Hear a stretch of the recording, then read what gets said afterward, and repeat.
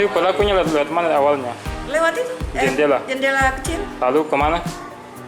turun ke bawah ke sini, Turun ke bawah. baru keluar lagi lewat situ. Nggak tahu pulangnya lewat mana karena itu CCTV masjid itu kelihatan, nggak kelihatan lagi itu.